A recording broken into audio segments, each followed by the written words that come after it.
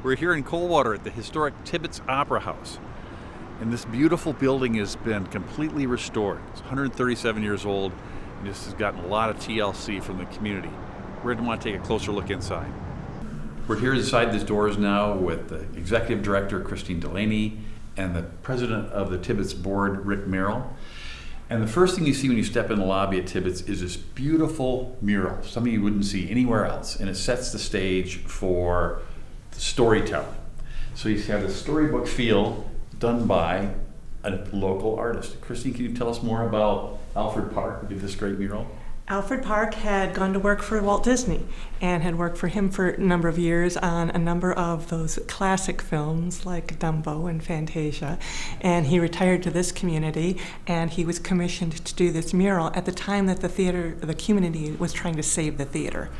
So this was just kind of a way to spruce up the lobby. All of the names on the wall, with the exception of William Shakespeare and his company, are names who actually appeared on the Tibbits stage. So Christine, tell us a little bit about what's been going on here at the Tibbits in the last few years and why it looks so nice today.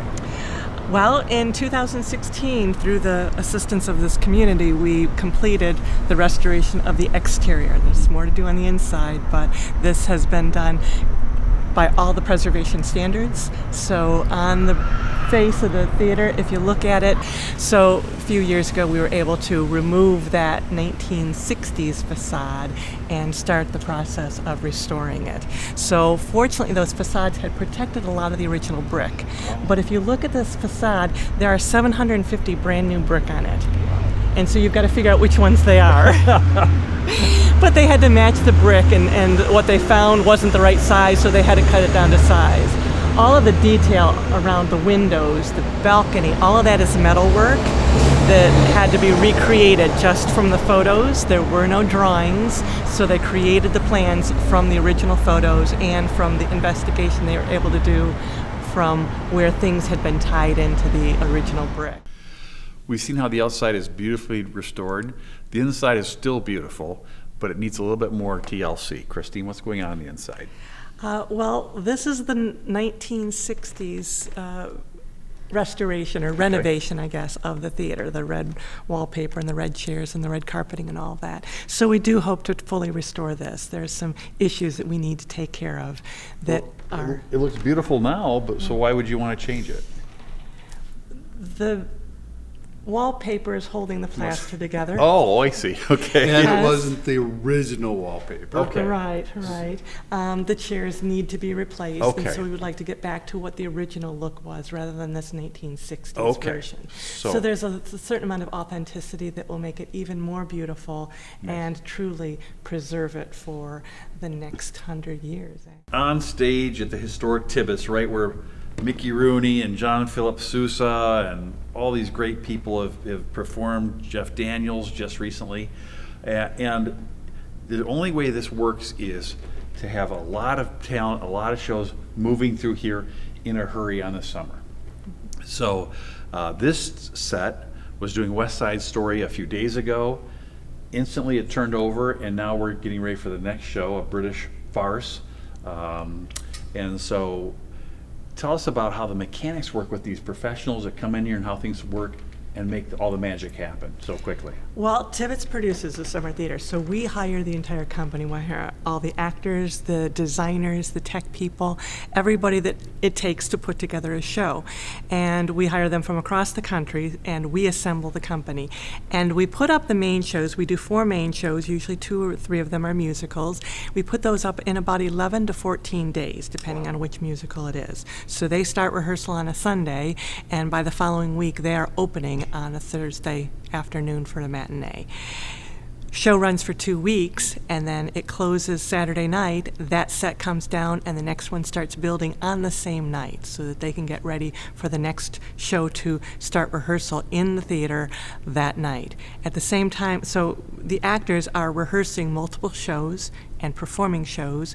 We're doing 4 main shows. We're also doing 4 popcorn theater shows at the same time with some of the same people. So a chorus person in one show may be the lead in the popcorn show. So popcorn is geared towards family and kids. It's Friday, Saturday mornings all summer long. So it's a very hectic schedule.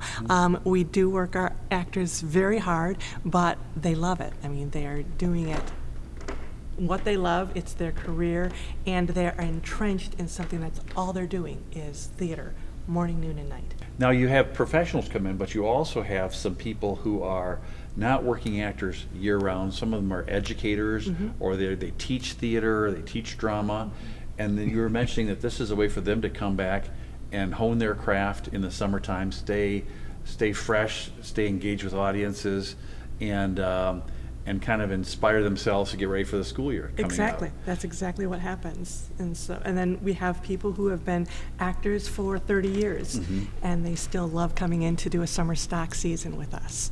Yeah. So say I love the theater, and you're doing a huge show like Oklahoma or something like that, and you've got the professional dancers coming in from New York, boom, boom, boom. Do you still have amateur spots for townspeople to wait for the Wells Fargo wagon to come and that kind of thing? That's a perfect example, because that's a show that, yes, we definitely would. Now, a show like West Side Story, there wasn't really a whole lot of room because it was such a dance-heavy show, Right. especially the way we produced it, that there weren't those extra roles this year. And some of the actors that could have been community people, we were keeping them on because we needed them for this Sure. farce that's opening Right. next.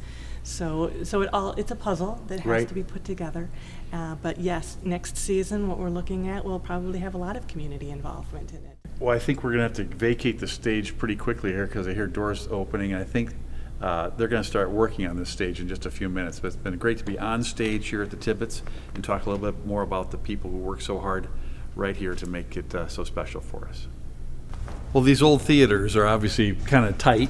You don't have a lot of room from side to side or in the back, but you've got something interesting here. You've got a crossover behind the stage that allows for your actors to move around. Tell us a little bit about that. Well, as I've toured older theaters, not all of them have that whole quick, easy crossover that still gives the full stage available and stuff. And it makes for a lot of activity that happens back here. I bet there's a traffic jam at some point, right? Sometimes the choreography backstage is just like the choreography on stage. And we have a lot of shows where there's quick changes, and they may need to create a spot right backstage for them to do it. I mean, a quick change where someone's changing a costume or changing... Sometimes, or last year we did Gentleman's Guide to Love and Murder, and one actor plays 8 different characters. Oh my gosh. And at one point he has to go on, he's one character, he walks off stage, and within, I think it was 30 seconds, he comes back as a completely different character. Holy smokes. So he's not walking like we are. He's like running through here. He's running, basically. or he is going off stage to one of those little coveys, and there are people who are actually stripping off one set, and he may have something else underneath it, or somebody else is putting on a new wig on the top. That's fantastic. So, kind of Well, that's the glamour backstage is, I'm using air quotes around glamour. It's not glamorous, but I don't know of any actor or actress really cares about the backstage. They care about what's on stage, and they also just know that sort of the backstage is where the work has to happen, and they don't have a lot of ego back there. No. The ego's all safer out there. Right. And you know, for so many shows, it would be fun to videotape what's going on backstage. Oh, yeah. Because they're working their tails off to get some of these things to happen. I'm sure. And they look so effortless for Right, the audience. right. That's They don't great. even realize. Thanks for showing us backstage. Absolutely.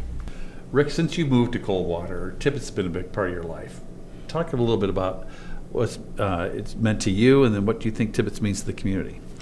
Tibbits itself offers so much. We have here, you just see the Arts Alive program that we have, where we have different themes throughout the year and different anywheres from the kids all the way up to adults, providing this artwork which can be auctioned off and goes into businesses. But the theater then itself, just from age, well, we talked about the popcorn theater, getting the kids involved right there in educating what goes on with a production, all the way up through the Tibbits young audience, and then continue all the way up into community theater. Right. We have people there.